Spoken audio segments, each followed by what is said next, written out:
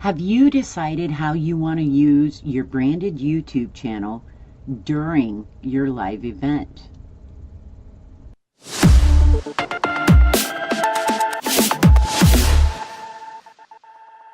Hi, I'm Sheryl Loch with Ginger Roots Media, and I'm back again with... Hey guys, Sullivan with Events by Lany. Alright, so we've talked about the promotion of your YouTube channel and building that out. Now we're talking about how to use YouTube effectively during your live event. This is a big thing that people really miss, especially if you're doing an event that's 30, 50, 100, 500, 1,000. You know, the bigger you get, the more effective you can be with it. But you can still do it with a smaller event, even 30 to 50 to 100 people. So let's talk about first things first. What do we need to do? Well, for one, you should already have your YouTube channel set up, your branded YouTube channel. If you missed that, go back. Yeah, we just talked about that in the previous video. So now that you've got your channel, you've been putting things up on it, you've been promoting it, now you're at your live event. The day is here, maybe a day or two before. Congratulations. So maybe you have gotten to the event a few days early. You can still start using it as part of your live event for those people that are getting ready to board their planes and come to your event. They're packing their bags, they're getting their last minute things. You can use it to give them a little more hype and get them excited. Yes, build that excitement. Absolutely. It's one of my favorite things to do, show up early and, you know, come into an event and show the build out and the process and, you know, show what's going on around, do a little tour of the countryside or the city or wherever we're at, because people love that. They love being able to see where they're going to be before they get there. And I know Lany did one. She did a event out of country, and so she got there early. And the thing is, she was doing some videos on things like what to watch out for when it came to what can you bring in country, what issues might you have flying in. So she's, say, a week out from the event, so the people flying in had a little idea.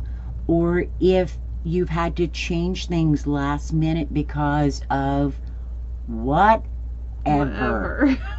Random shit happens, as you all should know if you planned an event before. Yeah, so it's somewhere you can do updates and show them things. It's not just for, I have to have event. It can be little tips and things for getting to the event, getting to your hotel. How to dress, how to prepare, how to speak. If you're going to another country, you can talk about the culture and the languages and the differences, because some people haven't flown and traveled internationally. So you may have first-time attendees who are scared the F out because they're traveling by themselves to another country and they have no idea what to expect. So the more you can do, you know, leading up to the event. I know we're talking about during the event, but this is really good. This is during the event time. If you're there ahead of time, which if you're not there ahead of time, I'm just gonna tell you you're a fool. Anyway, so you need to be there ahead of time, at least 48 hours, if not longer. But that was the Lany rant. It's usually me, she gets one.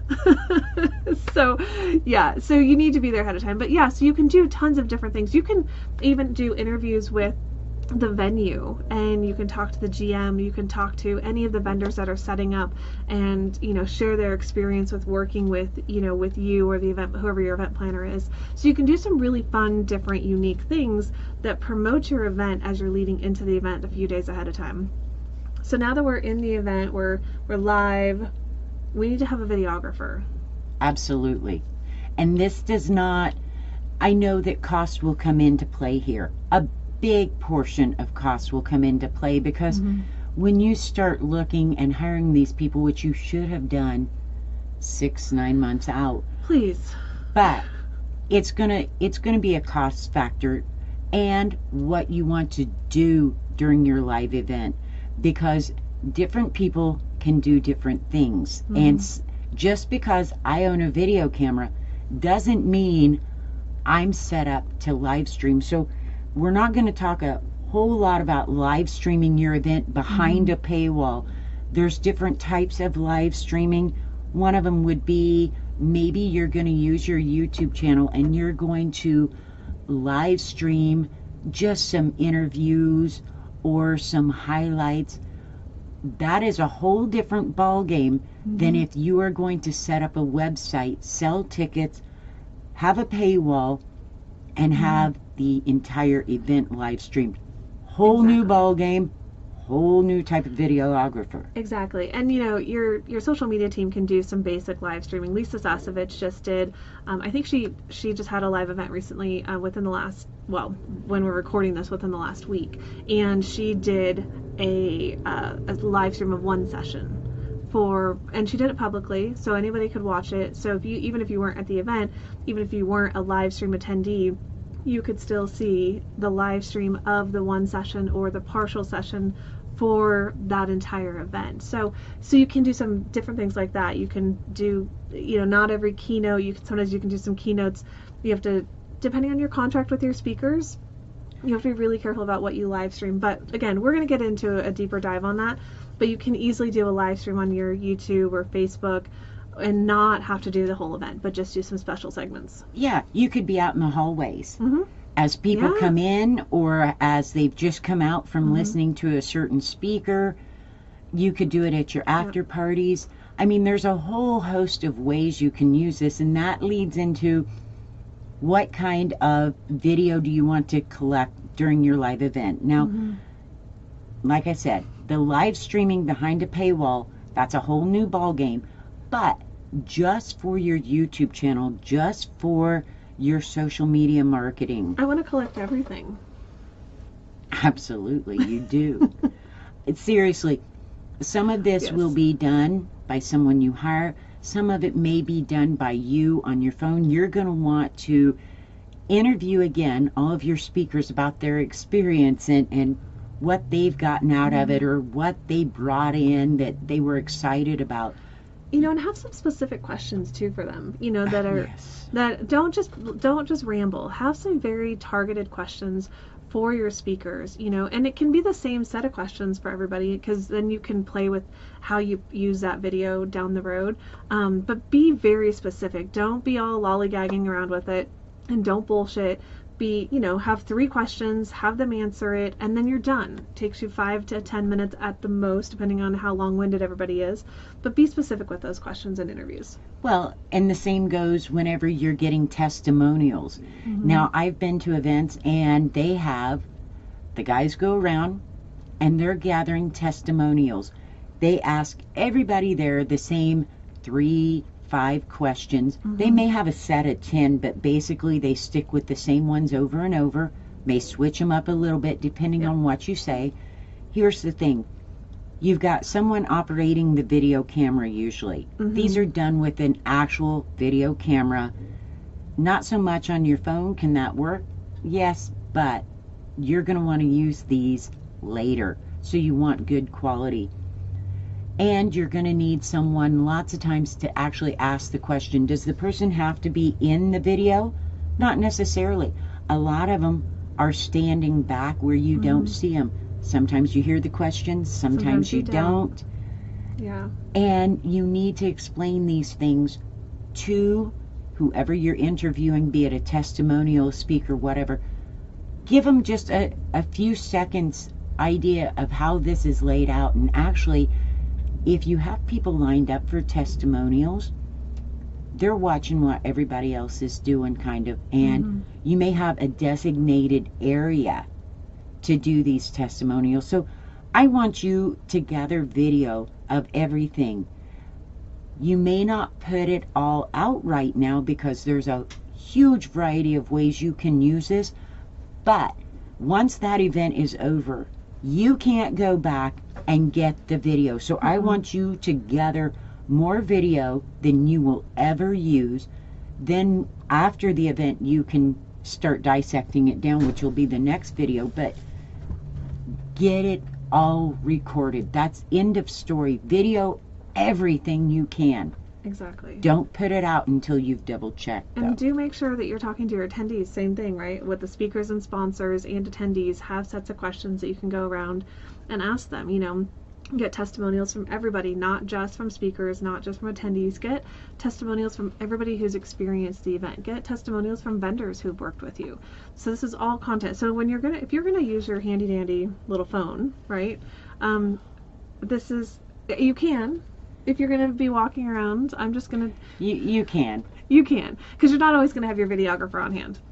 So I'm just gonna tell you, if you don't have your videographer on hand and you decide that you're gonna capture a video clip, do not record vertically. Record horizontally. Trust me. If this is what you got. This looks like shit. This looks better. So just make sure that, it's the one thing that everybody uses, because we're used to Facebook Live, we're used to hopping on our phones and being vertical. So when you're recording video and you're not on live and you're not doing any kind of a live video, make sure that you're doing it on a horizontal scale. So just a quick tip. Especially if you're going to put it on YouTube. Yeah, especially if you're going to put it on YouTube. And it will blend, if you're using different clips, it'll blend in with other clips so much better. I got a whole host of things about vertical And if you video. are going to use Facebook Live, if you are going to do Facebook Live, make sure you do download them. There's always going to be a place to use them, but we don't like them mostly. We have a whole nother video on using Facebook Live. We're going to get and to we're that, going to be promise. nice about it. No, we're not. I just deleted Facebook off my phone. We're going to be nice about it, but that's a whole different video. So, all right. As far as YouTube goes, here's the thing. Gather video. Also, when you get a break, when you get a chance, I want you to go in and do your editor a big favor. And you can do this for anybody that might need access to these videos, because you can, if you go ahead and upload them to YouTube during your live event, say, you've got a break and you can upload them or have someone do it, they need to be able to find them easily. So when you get the chance, go in and name the damn things, because searching through 500 little clips of video is not okay. It's time consuming. It may not consume your time because all you're doing is hitting that record button and getting them available to whoever needs to use them. Mm-hmm. I don't know how much you want to pay to have someone sit and sort through 500 pieces of video clip to find that one you want. Yeah, be really specific. Like, I just uploaded a video to my newsletter yesterday, and I put in the name of what it was, and the month and everything. So you can upload it right from your phone if you are doing stuff, from your phone to YouTube. So just make sure it is specific and it is clear. Don't just be like testimonial 1. That doesn't tell me anything. No, and especially since a lot of times your editor, or if I'm here doing social media and I'm sitting in Las Vegas and she's in another country, let me tell you, I don't know who those attendees are. Mm-hmm. She may have just gotten a testimonial from a certain person, and she sends me a note saying, can you get so-and-so's testimonial up on YouTube right away? Well, let me tell you, I don't have a clue who that is. Well, for example, we have raw footage from an event that I did. I have 40 testimonials. I have some amazing testimonials, and I don't know half of their names because the person that recorded, I didn't do the testimonials, I didn't collect them, but the person who did it, I'm grateful they did it, but they didn't ask the people their names. So I'm now scrambling, trying to go back to that event and look through the list of attendees to see if I can figure out who these people are. I recognize them. I have no idea what their names are.